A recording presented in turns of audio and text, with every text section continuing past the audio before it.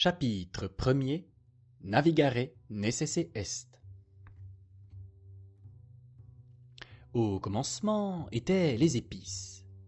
Du jour où les Romains, au cours de leurs expéditions et de leurs guerres, ont goûté aux ingrédients brûlants ou stupéfiants, piquants ou enivrants de l'Orient, l'Occident ne peut plus se passer d'espiceries, de condiments indiens dans sa cuisine ou dans ses offices. La nourriture nordique, en effet, restera fort avant dans le Moyen-Âge d'une fadeur, d'une insipidité inimaginable. Il faudra du temps encore, avant que des fruits du sol, aujourd'hui de consommation générale, tels que la pomme de terre, le maïs et la tomate, trouvent droit de cité en Europe. Le citron manque pour assaisonner les aliments, le sucre pour les adoucir. On ignore le thé et le café, ces délicieux toniques. Les princes et les grands eux-mêmes s'abandonnent à leur bestiale gloutonnerie pour tromper la fastidieuse monotonie des plats. Mais, ô surprise, un grain d'épices, une ou deux pincées de poivre, un assis séché, un soupçon de gingembre ou de cannelle ajouté au mets le plus grossier suffisent à flatter le palais d'une saveur excitante et imprévue. Toute une gamme délicieuse de tons et de demi-tons culinaires vient subitement s'intercaler entre les tonalités rudimentaires de l'acide et du doux, du relevé et du fade. Et bientôt les papilles barbares de l'homme du Moyen-Âge n'arrivent plus à se rassasier de ces stimulants nouveaux. On n'apprécie vraiment un plat que s'il est poivré à l'excès et s'il vous emporte la bouche. On met du gingembre même dans la bière et l'on aromatise si généreusement le vin avec des épices en poudre que la moindre gorgée vous brûle le gosier comme du feu liquide. Mais ce n'est pas seulement de la multitude des épices pour sa cuisine dont a besoin l'Occident. Les femmes réclament en quantité toujours plus grande de nouveaux parfums à l'Arabie, le musc lascif, l'ambre entêtant, la suave essence de rose. L'Église catholique, elle aussi, a besoin de ces produits orientaux et en consomme une quantité de plus en plus grande. En effet, pas un des milliards de grains d'encens qui brûlent dans le balancement des encensoirs des églises sans nombre d'Occident n'a poussé sur le sol européen. Il a fallu les importer, tous, d'Arabie, par des voies maritimes et terrestres interminables. Non moins nécessaires sont aux apothicaires leurs fameux spécifiques indiens, l'opium, le camphre, la précieuse gomme. Ils savent depuis longtemps, par expérience, que la clientèle douterait de l'efficacité d'un baume ou d'une drogue si ces mots magiques, arabicum ou indicum, ne figuraient pas en lettres bleues sur leurs flacons de porcelaine. Tout ce qui est oriental a sans cesse exercé sur l'Europe, à cause de son éloignement, de sa rareté, de son exotisme et peut-être aussi en raison de sa cherté, une sorte de suggestion, de fascination. Arabe, persan, hindou. Ces attributs sont au Moyen-Âge, comme au XVIIIe siècle l'étiquette origine française, synonymes d'exquis, excellent, raffiné, délicieux et précieux. Aucun article n'est aussi demandé que l'espicerie, et l'on dirait que l'étrange et mystérieux parfum de ces fleurs orientales a grisé de sa magie l'âme de l'Europe. Mais précisément, parce qu'elles jouissent d'une pareille faveur, les denrées indiennes restent coûteuses et ne cessent d'augmenter de prix. Aujourd'hui que les tableaux monétaires sont pratiquement inutilisables, il est à peu près impossible d'en retracer exactement la courbe toujours ascendante. Cependant, pour se faire une idée approximative de la valeur insensée qu'atteignent les épices, qu'on veuille bien se rappeler qu'au début du XIe siècle, ce même poivre que l'on trouve aujourd'hui à profusion sur toutes les tables et que l'on gaspille ni plus ni moins que si c'était du sable, se vendait au grain et valait son pesant d'argent. Il présentait une telle stabilité monétaire que beaucoup d'États et de villes comptaient avec lui comme avec un métal précieux. Il permettait d'acquérir des terres, de payer une dot, d'acheter un droit de bourgeoisie. Beaucoup de princes et de cités établissaient leurs tarifs douaniers par quantité de poivre, et lorsqu'au Moyen-Âge on voulait dire d'un homme qu'il était immensément riche, on le traitait de sac à poivre. Par ailleurs, le gingembre, l'écorce d'orange et le camphre se pesaient sur des balances d'apothicaires et de joailliers. Opération qui se pratiquait portes et fenêtres soigneusement closes, de crainte qu'un courant d'air n'emportât une parcelle de la précieuse poudre. Si absurde que nous paraisse aujourd'hui cette surélévation, elle s'explique d'elle-même dès qu'on examine les difficultés et les risques du transport. L'Orient se trouve alors à une distance incommensurable de l'Occident. Quels obstacles, quels dangers les vaisseaux, les caravanes et les convois ne doivent-ils pas surmonter en chemin, en ces temps de guerres et de piraterie? Quelle n'est pas l'odyssée du plus infime grain de la moindre fleur entre le vert arbuste de l'archipel malais et le port final, le comptoir de l'épicier européen? Aucune de ces épices n'a en soi rien de bien rare. Aux antipodes, à Tidor, à Amboina, à Banda, à Malabar, le cannelier, le giroflier, le muscadier et le poivrier croissent et prospèrent comme chez nous les chardons. Dans l'archipel malais, un quintal d'aromates ne coûte pas plus cher qu'une pincée en Occident. Mais la marchandise doit passer par une infinité de mains avant d'atteindre, par-delà les mers et les déserts, le dernier acheteur, le consommateur. La première manipulation, comme toujours, est la plus mal payée. L'esclave malais, qui cueille les fleurs fraîches et sur son dos bronzé les porte au marché dans un faisceau d'écorce, n'a pour tout salaire que sa peine. Son maître, lui, en tire déjà un profit. Un marchand musulman lui achète sa charge et la transporte sur un frêle prao en 8 et 10 jours, voire plus, sous un soleil de plomb, des Moluques à Malacca, non loin de l'actuel Singapour. C'est ici qu'une première araignée a tendu sa toile. Le maître du port, le sultan de Malabar, exige un tribut du trafiquant pour le transbordement des marchandises. Ce n'est qu'une fois la taxe acquittée que l'odorante récolte pourra être chargée sur une nouvelle jonque, plus grande cette fois. Puis, déployant ses rames ou sa voile carrée, le petit bâtiment glisse lentement d'un port à l'autre de l'Inde. Ce sont alors des mois de navigation monotone et d'interminables stationnements par calme plat sous un soleil de feu et un ciel sans nuages. C'est parfois aussi la fuite soudaine devant les typhons ou les corsaires. Cette traversée de 2 ou 3 mers tropicales n'est pas seulement exténuante, elle est aussi infiniment dangereuse. Un navire sur 5 devient presque infailliblement la proie des tempêtes ou des pirates.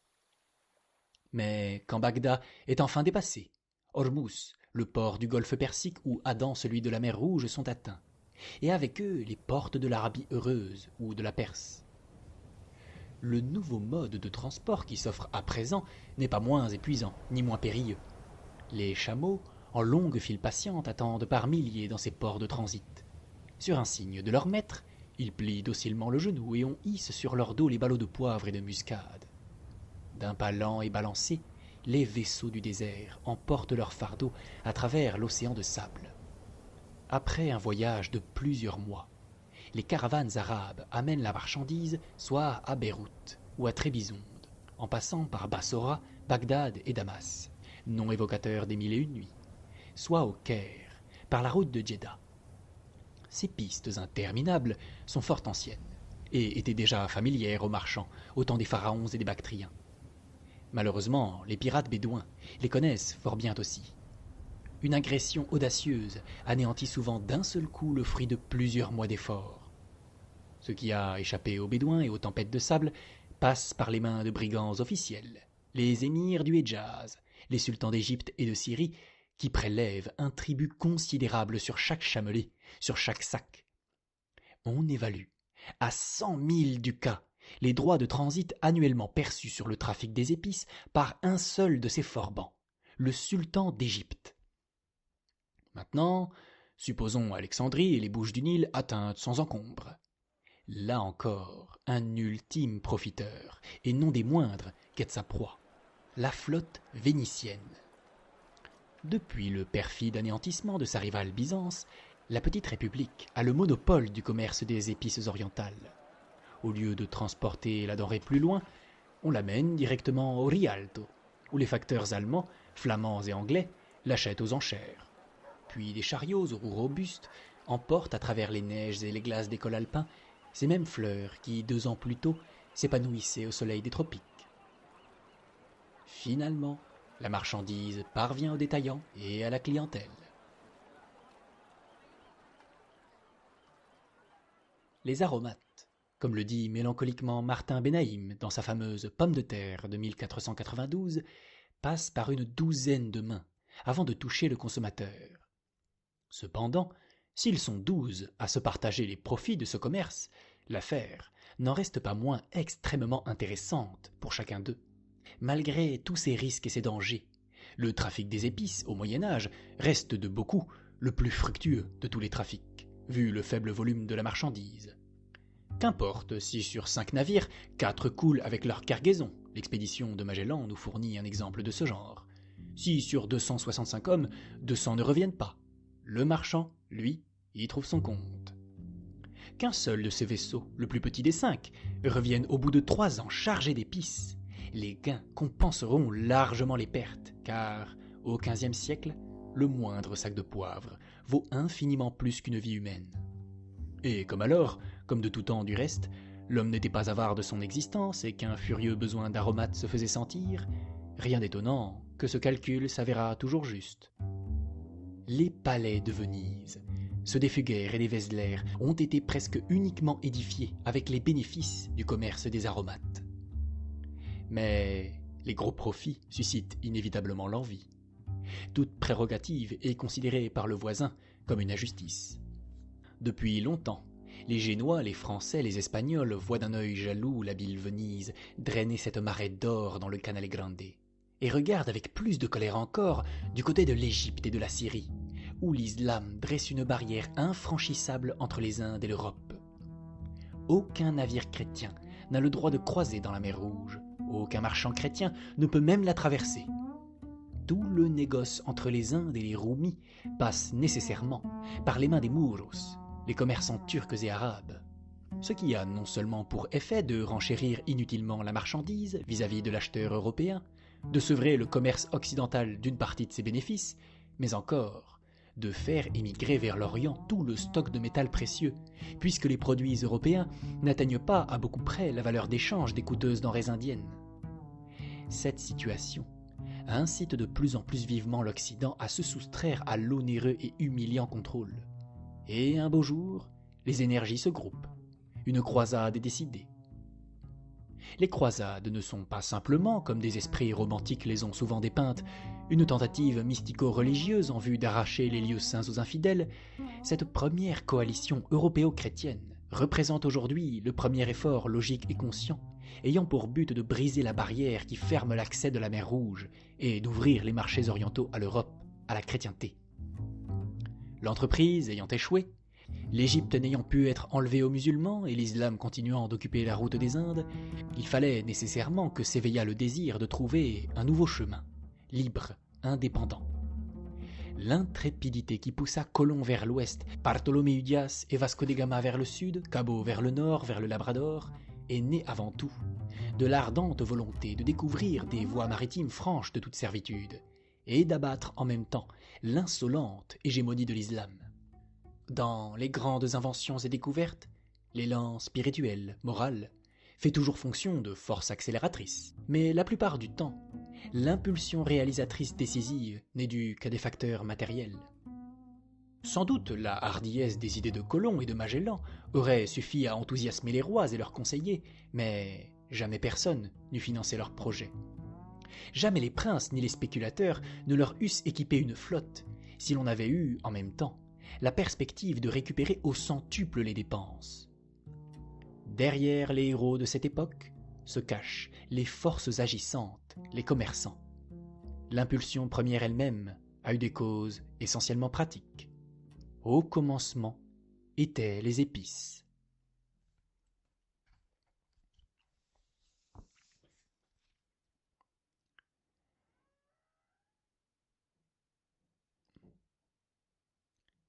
Il est toujours merveilleux dans le cours de l'histoire de voir le génie d'un individu communier avec le génie de l'heure, un homme comprendre parfaitement le désir de son époque.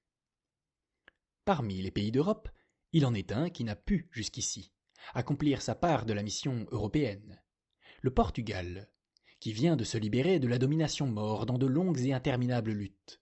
Mais depuis qu'il a remporté la victoire et conquis définitivement son indépendance, le dynamisme magnifique de ce peuple jeune et passionné demeure inutilisé. Ce besoin naturel d'expansion inhérent à toute nation ascendante ne trouve d'abord aucune soupape d'échappement. Le Portugal s'appuie sur toutes ses frontières à l'Espagne, son allié, sa sœur. Pays petit et plutôt pauvre, il ne pourrait se développer que du côté de la mer, par le commerce et la colonisation. Malheureusement, sa situation géographique est la plus défavorable de toutes les nations maritimes d'Europe, ou du moins semble-t-elle. car l'océan Atlantique qui le borde à l'ouest passe, d'après la géographie ptoléméenne, la seule qui fit autorité pendant tout le Moyen-Âge, pour une nappe d'eau illimitée et infranchissable. Non moins impraticable est la route du Sud, le long de la côte africaine, puisqu'il est impossible, toujours selon Ptolémée, de contourner en bateau ce pays inhospitalier et inhabitable qui touche au pôle antarctique et est relié sans la moindre fissure à la Terra Australis. D'après l'ancienne géographie, le Portugal, parce qu'en dehors de la seule mer navigable, la Méditerranée, occupe, parmi les nations maritimes de l'Europe, la position la plus défavorable qui soit. Rendre possible cette soi-disant impossibilité et essayer si, selon la parole de l'Écriture, les derniers ne pourraient pas devenir les premiers, sera l'idée à laquelle un prince portugais vouera son existence. Et si Ptolémée, ce Géographus Maximus, ce pape de la géographie, s'était-il grossièrement trompé? Et si cet océan, dont les vagues puissantes amènent parfois de l'ouest sur les côtes du Portugal d'étranges morceaux de bois, qui viennent pourtant de quelque part, n'étaient pas infinis, mais conduisaient vers des pays nouveaux et inconnus? Et si l'Afrique était habitable au-delà des tropiques, et si l'on pouvait atteindre par mer l'océan Indien? Alors le Portugal, parce que situé si loin à l'ouest, serait le véritable tremplin de toutes les découvertes, le mieux placé sur la route des Indes. Il serait non plus déshérité par l'océan, mais prédestiné plus qu'aucune nation d'Europe au voyage sur mer. Transformer le Portugal, ce petit pays impuissant, en une puissance maritime, et l'océan Atlantique, considéré jusque-là comme un obstacle en un moyen de communication, a été, en substance, le rêve de toute la vie de l'infant Henrique, celui que l'histoire a surnommé, à tort et à raison, le navigateur. À tort, parce qu'en dehors d'une brève expédition militaire contre Ceuta, il n'est jamais monté sur un navire, et qu'il n'existe pas de livre de traité de navigation signé de sa main. À raison, car il a consacré toute sa fortune à la marine et aux marins. Ayant fait ses preuves tout jeune pendant la guerre contre les Maures, au siège de Ceuta, 1412, et en même temps un des hommes les plus riches de son pays, ce fils et neveu de rois portugais et anglais pouvait prétendre briller dans les plus hautes sphères. Toutes les cours l'invitent, l'Angleterre lui offre un haut commandement. Mais cet étrange rêveur choisit comme forme d'existence la féconde solitude. Il se retire sur le cap Sacrez, l'ancien promontoire sacré des anciens. C'est de là qu'il prépare, durant près de 50 ans, le voyage aux Indes et la grande offensive contre la Mare Incognitum. Qui a donné à ce hardi penseur l'audace de prétendre, à l'encontre des plus hautes autorités de son temps en matière de cosmographie, que l'Afrique n'était pas un continent soudé au pôle, mais parfaitement contournable et ouvert vers les Indes? Mystère. Toutefois, le bruit courait encore, Hérodote et Strabon le mentionnent, qu'à l'époque lointaine des pharaons, une flotte phénicienne avait descendu la mer Rouge et était revenue inopinément 2 ans plus tard par les colonnes d'Hercule, le détroit de Gibraltar. Peut-être aussi l'infant avait-il appris d'un marchand d'esclaves morts qu'il existait au-delà de la Libya déserta, du Sahara sablonneux, un pays de richesse, un Bilat Ghana. Et effectivement, l'actuelle Guinée se trouve déjà indiquée sous ce nom, avec beaucoup d'exactitude, sur une carte dressée en 1150 par un cosmographe arabe pour le roi normand Roger II. Il se pourrait donc qu'Henrique fût mieux renseigné sur la géographie de l'Afrique par un bon service de renseignement que les géographes patentés qui ne juraient que par les codices de Ptolémée et récusaient les œuvres de Marco Polo et d'Ibn Battuta comme des impostures. Ce qui fait surtout la grandeur morale d'Henrique, c'est d'avoir reconnu, en même temps que l'importance du but, l'énormité de la tâche, d'avoir su noblement se résigner à ne jamais voir son rêve s'accomplir parce qu'il fallait déjà plus que le cours d'une vie humaine pour en préparer la réalisation. Car comment entreprendre un voyage du Portugal aux Indes sans connaître la mer et sans vaisseau? On ne conçoit pas, à l'époque où Henrique se met au travail, combien les notions géographiques et nautiques de l'Europe sont rudimentaires. Pendant les sombres siècles d'ignorance et d'abrutissement qui suivirent la chute de l'Empire romain, Le Moyen-Âge a oublié tout ce que les Phéniciens, les Grecs, les Romains savaient en cosmologie. L'expédition d'Alexandre jusqu'aux confins de l'Afghanistan et même de l'Inde est tenue pour légendaire. Les excellentes cartes, les globes des Romains sont perdus. Leurs chaussées jalonnées de bornes militaires qui pénétraient jusqu'au cœur de l'Angleterre et de la Bithynie sont oubliées. On a désappris à voyager, la joie de découvrir est morte. La science de la navigation est retombée en enfance. Sans carte et sans boussole, sans but vaste ni hardi, de frêles esquifs pratiquent un timide et mesquin cabotage de port en port, avec la crainte continuelle des tempêtes ou des pirates, plus redoutables encore. Au milieu d'une pareille décadence de la cosmographie, et d'avec aussi pitoyables embarcations, il est impossible de dompter les océans et de conquérir les empires d'outre-mer. Il faudra tout d'abord reconstituer par un long, très long sacrifice ce que des siècles d'indifférence ont laissé se perdre. Et Enrique, dont la gloire est de l'avoir compris, est résolu à vouer sa vie à cette entreprise.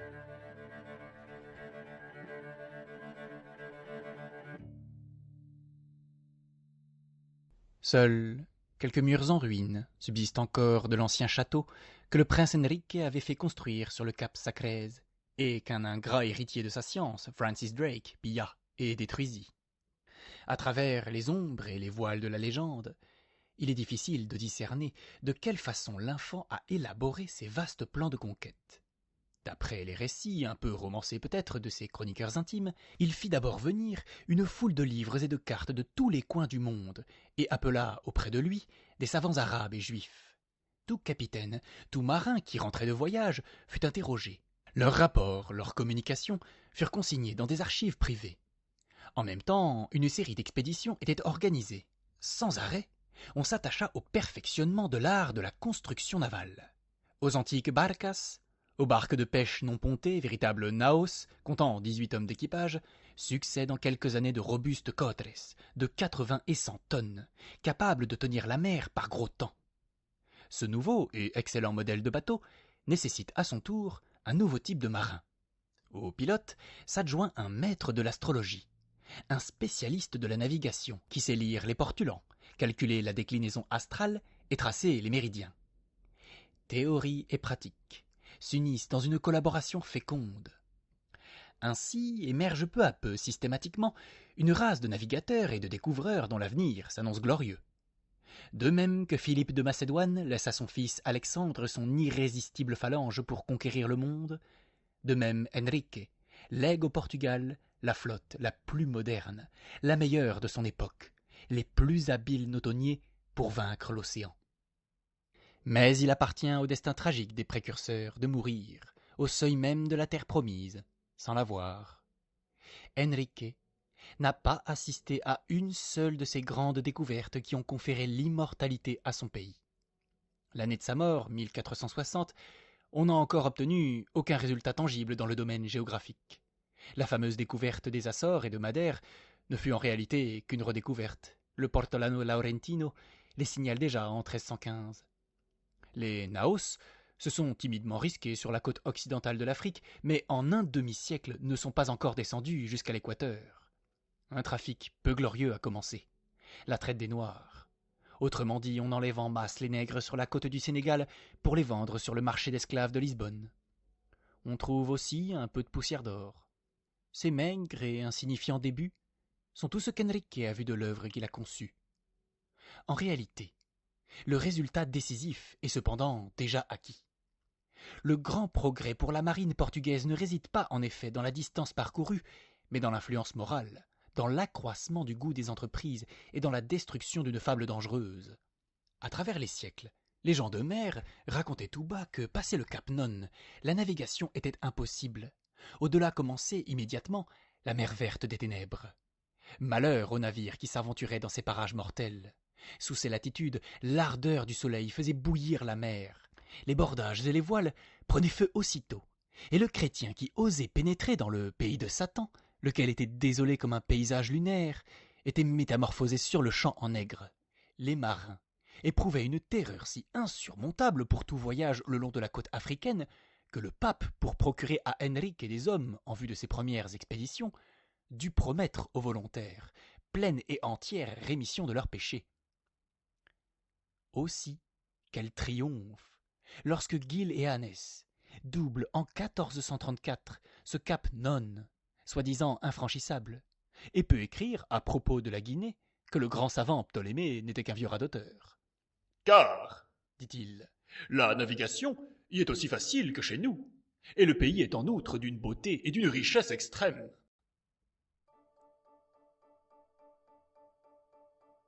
Ainsi, le point mort est dépassé.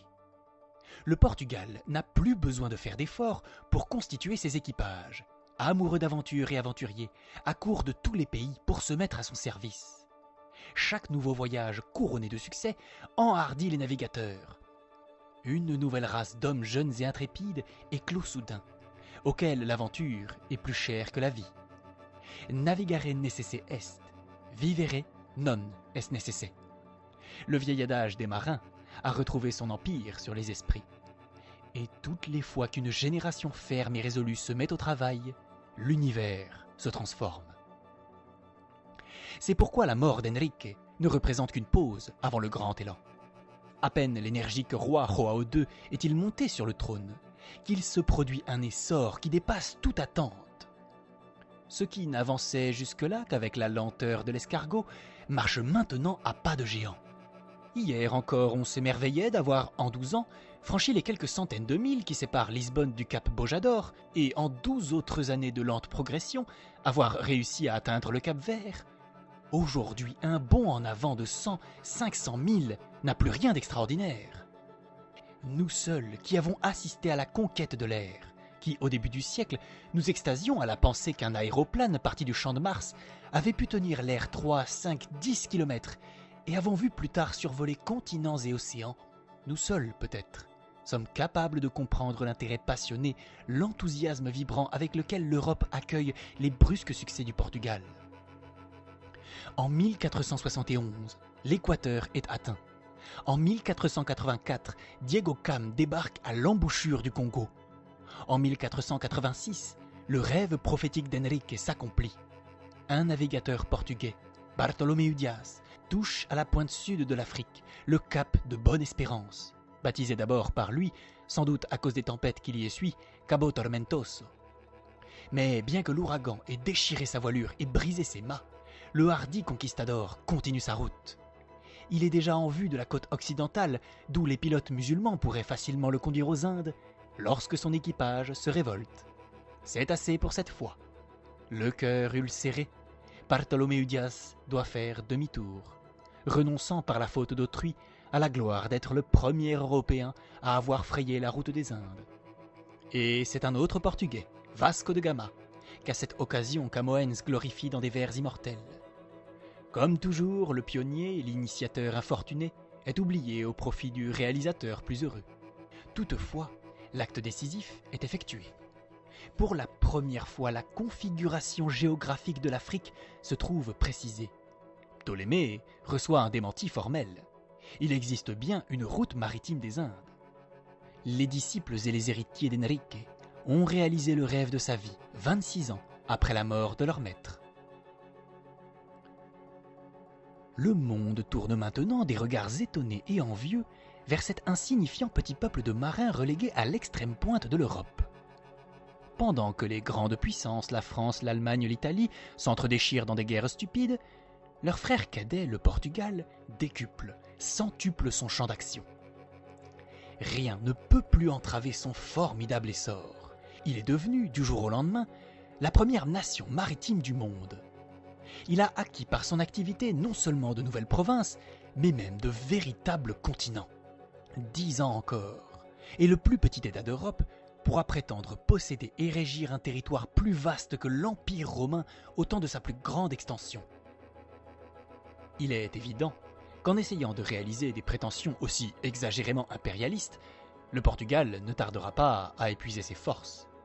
Un enfant prévoirait qu'un pays aussi minuscule, qui ne compte guère au total plus d'1,5 million d'habitants, ne saurait, à lui seul, occuper, coloniser, gouverner, ni même seulement monopoliser commercialement l'Afrique, l'Inde et le Brésil tout entier. Ni, surtout, se défendre éternellement contre la jalousie des autres nations.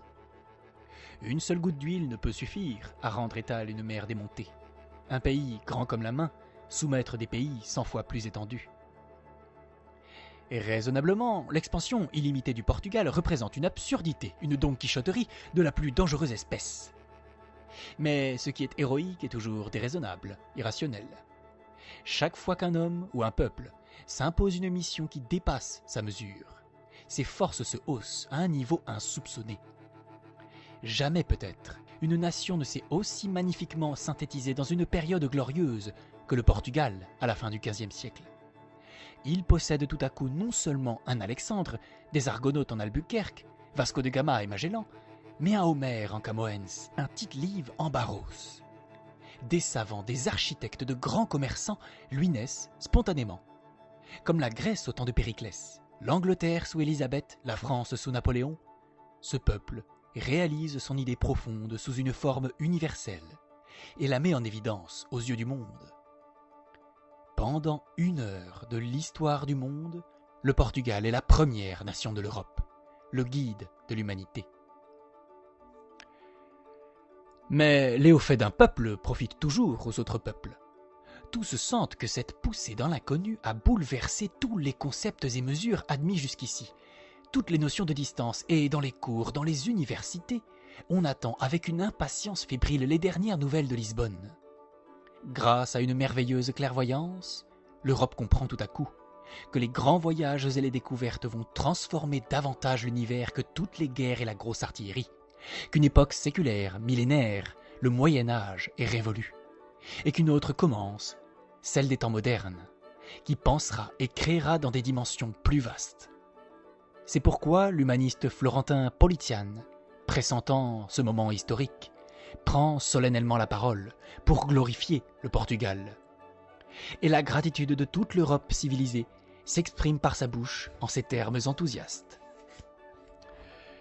Il n'a pas seulement laissé derrière lui les colonnes d'Hercule et dompté un océan déchaîné, mais resserré les liens jusqu'alors relâchés de l'unité du monde habitable.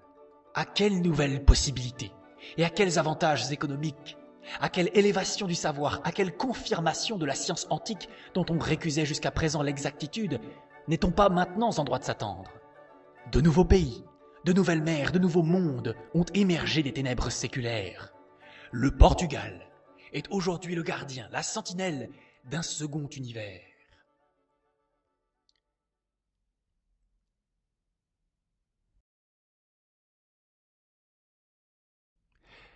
Un événement déconcertant vient, hélas, interrompre cette incroyable marche triomphale.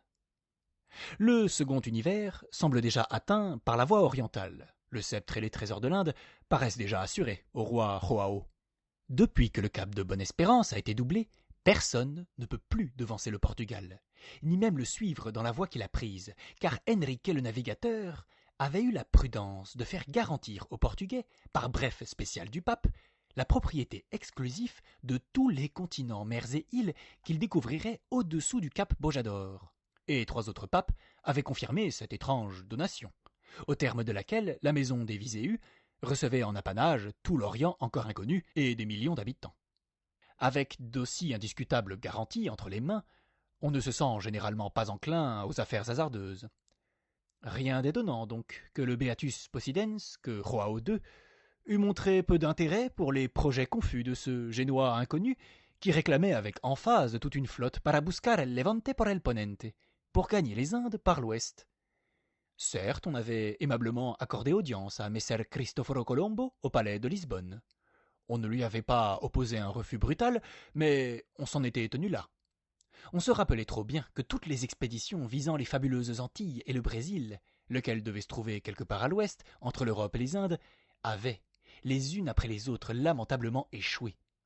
Et d'ailleurs, pourquoi risquer d'excellents ducats portugais dans la recherche d'une route des Indes problématique, alors qu'on venait de trouver la bonne, après des années et des années d'efforts, et que les chantiers navals du Tage travaillaient jours et nuits à la construction de la grande flotte qui irait directement aux Indes par le Cap. La brusque nouvelle que l'aventurier génois a réellement franchi l'Oceano Tenebroso pour le compte de l'Espagne et rencontré la terre à l'ouest après 3 courtes semaines de navigation éclate au palais du roi Joao comme un coup de tonnerre. Un miracle s'est accompli. Elle s'est soudain réalisée, la prophétie mystique de la Médée de Sénèque, qui, depuis bien des années, hantait l'esprit des grands navigateurs. En vérité, il semble venu le jour où, après des siècles d'attente, l'océan livre son secret, où l'Argonaute découvre de nouveaux mondes et où Thulé n'est plus la terre la plus lointaine de notre globe. Il est vrai que Colomb, le nouvel Argonaute, est à 100 lieues de soupçonner qu'il a découvert un monde nouveau. Cet homme, fantasque et obstiné, continuera jusqu'à sa dernière heure à prétendre, sans jamais vouloir en démordre, qu'il a atteint le continent asiatique, et qu'en poursuivant vers l'ouest de l'Espagne, il débarquerait peu de jours après à l'embouchure du Gange. Et c'est cela, surtout, qui effraie le Portugal. À quoi lui sert en effet l'encyclique papale qui lui confère la propriété de tous les pays qu'il rencontrera en allant vers l'Est, si avant l'élan final, l'Espagne le devance par la route de l'Ouest et lui souffle les Indes? 50 années de travail de la vie d'Enrique, 40 années d'efforts après sa mort, seraient annihilées d'un seul coup, et les Indes perdues par le trait de folle audace de ce maudit Génois. Si le Portugal veut maintenir la priorité de ses droits sur les Indes, il n'a plus d'autre ressource que de prendre les armes pour s'opposer à la soudaine intrusion de sa rivale. Heureusement, le pape conjure le danger menaçant. Le Portugal et l'Espagne sont chers à son cœur, parce que ce sont les seules nations dont les souverains ne se soient jamais dressés contre sa volonté. Ils ont combattu les morts, chassé les infidèles, extirpé par le fer et par le feu l'hérésie de leur royaume. Jamais l'Inquisition n'a trouvé d'auxiliaire aussi complaisant contre les musulmans et les juifs. Non, décide le Saint-Père, ces enfants chéris ne doivent pas se brouiller. Et il répartit tout bonnement entre eux les parties du monde encore inconnues. Il ne les leur remet pas pour parler le langage hypocrite de notre diplomatie moderne à titre de sphère d'intérêt, mais il les leur donne en toute propriété, en vertu de son autorité de vicaire de Jésus-Christ. Il prend le globe terrestre et le coupe en deux, comme s'il s'agissait d'une pomme, non avec un couteau certes, mais à l'aide de la bulle du 4 mai 1493. La ligne de démarcation passe à 100 leguas, une ancienne mesure militaire, des îles du Cap-Vert. Tous les pays non encore reconnus à l'ouest de cette ligne appartiendront à sa fille bien-aimée l'Espagne, tous ceux situés à l'est à son cher fils, le Portugal. Les deux enfants acceptent d'abord avec reconnaissance ce superbe présent. Mais bientôt, le Portugal ressent de l'inquiétude et demande que la limite soit légèrement reculée vers l'Occident. Cette requête est exaucée par le traité de Tordesillas, le 7 juin 1494, qui recule la ligne de démarcation de 270 leguas vers l'ouest, clause qui octroie au Portugal le Brésil, non encore découvert à l'époque. Si grotesque que puisse paraître à première vue une pareille libéralité, qui confère la presque totalité du monde à 2 nations sans tenir compte des autres, il n'en faut cependant pas moins admirer dans cette solution pacifique qui aplanit un conflit sans recourir à la violence, un des rares actes raisonnables de l'histoire. Effectivement, le pacte de Tordesillas évitera pendant de nombreuses années toute guerre coloniale entre l'Espagne et le Portugal, bien que cet arrangement soit condamné d'avance à n'être que provisoire. Mais où se trouvent les îles tant recherchées, les précieuses îles des Épices? À l'est ou à l'ouest de la ligne de démarcation? Du côté du Portugal ou du côté de l'Espagne? C'est ce qu'ignorent, à ce moment-là, papes, rois et savants. Parce que personne n'a encore mesuré la circonférence de la Terre, et parce que l'Église ne veut reconnaître à aucun prix qu'elle soit ronde. Mais avant la décision finale, les 2 nations auront fort à faire pour avaler les 2 monstrueux morceaux que le destin leur a jetés en pâture. À la petite Espagne, la gigantesque Amérique, au minuscule Portugal, les Indes et l'Afrique.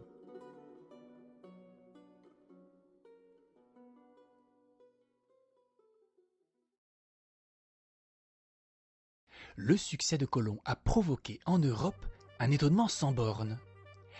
Un désir fou d'aventure et de découverte comme on n'en a jamais vu s'empare des gens. Toujours la réussite d'un individu courageux suscite la vaillance et la bravoure de sa génération. Tous ceux qui sont mécontents de leurs états et de leur position, tous ceux qui se croient méconnus et sont trop impatients pour attendre, les cadets de famille, les officiers sans emploi, les bâtards des grands seigneurs et les sombres compagnons que la justice recherche, tous veulent partir pour le nouveau monde. Princes, négociants, spéculateurs arment tout ce qu'ils peuvent comme bateaux. Il faut séparer de force aventuriers et mercenaires qui jouent du couteau pour être enrôlés les uns avant les autres. Jadis, Enrique devait recourir aux offices du pape pour pouvoir recruter une poignée de matelots. Aujourd'hui, des villages entiers s'acheminent vers les ports. Les capitaines et les patrons des navires marchands ne savent plus où donner de la tête. Les expéditions se suivent sans arrêt et de nouvelles îles, de nouvelles terres émergent de tous côtés, comme par enchantement. Au nord, au sud, à l'est, à l'ouest, les unes prisonnières des glaces, les autres recouvertes de palmiers. En l'espace de 20 ou 30 années, les quelques centaines de petits vaisseaux partis de Cadix, de Palos, de Lisbonne découvrent plus de continents que l'humanité entière au cours des siècles précédents. Quel inoubliable, quel incomparable calendrier nous offre cette époque de découverte. En 1498, Vasco de Gama, au service de Dieu et pour le profit de la couronne portugaise, comme le dit avec orgueil le roi Manoel, atteint les Indes et débarque à Calicut. La même année, Cabot, capitaine au service de l'Angleterre, aborde Terre-Neuve et du même coup la côte américaine. Un an plus tard, Pinzon pour le compte de l'Espagne et Cabral pour celui du Portugal, simultanément et indépendamment l'un de l'autre, découvrent le Brésil. Cependant que Gaspar Corte-Real, successeur des Vikings, découvre le Labrador 500 ans après eux. Les événements se succèdent au même rythme. Dans les premières années du siècle qui suit, 2 expéditions portugaises, Amérique Vespucci fait partie de l'une d'elles, descendent le long de la côte sud-américaine jusqu'à proximité du Rio de la Plata. En 1506, les Portugais découvrent Madagascar, en 1507 l'île Maurice. En 1509, ils touchent Malacca, dont ils s'emparent en 1511, et ainsi tiennent déjà la clé de l'archipel malais. En 1512, Ponce de León pénètre en Floride. En 1515, des hauteurs du Darién, Núñez de Balboa est le premier Européen qui aperçoit l'océan Pacifique. À partir de ce moment, l'humanité connaît toutes ses mers. Dans une courte période de 100 années, la marine européenne a plusieurs fois centuplé les possibilités. Alors qu'en 1418, sous Enrique, la nouvelle que les premières barcas avaient atteint Madère avait fait sensation, en 1518, un siècle plus tard, les vaisseaux portugais, que l'on compare ces 2 distances sur la carte, mouillent déjà à Canton et au Japon. Bientôt, un voyage aux Indes présentera moins de risques qu'autrefois un voyage au Cap Bojador. Soumise à un rythme aussi vertigineux, la face du monde se transforme et se précise d'année en année, de mois en mois. Cartographes et cosmographes travaillent sans répit dans les ateliers d'Augsbourg sans pouvoir suffire aux commandes. On leur arrache des mains les épreuves encore humides et non révisées. Chacun veut être renseigné sur les mondes nouveaux. À peine les cosmographes ont-ils dessiné leurs cartes d'après les plus récentes informations que de nouvelles communications, de nouveaux rapports arrivent. Tout est bouleversé, tout est à refaire. Ce qu'on prenait pour une île était une presqu'île. Ce que l'on croyait être les Indes était un continent ignoré. Il faut indiquer de nouveaux fleuves, de nouvelles montagnes. Jamais la géographie, la cosmographie n'ont connu et jamais elles ne connaîtront plus un progrès aussi accéléré, aussi enivrant, aussi triomphal que pendant cette période de 50 années, au cours de laquelle ont été déterminées la forme et la configuration définitive de la Terre, où l'humanité découvre la planète sur laquelle elle s'agite depuis des temps incalculables. Cette tâche formidable est l'œuvre d'une seule génération. Ces marins ont surmonté tous les dangers pour frayer la route à leurs successeurs. Ces conquistadors ont conquis des continents et des mers. Ces héros ont résolu tous les problèmes, ou presque. Un seul exploit reste encore à réaliser. Le dernier, le plus beau, le plus difficile. Faire sur un seul et même navire le tour du globe. Prouver envers et contre tous les cosmographes et théologiens du passé la sphéricité de la Terre. Accomplir cette mission sera le but et la destinée de Fernão de Magalhães.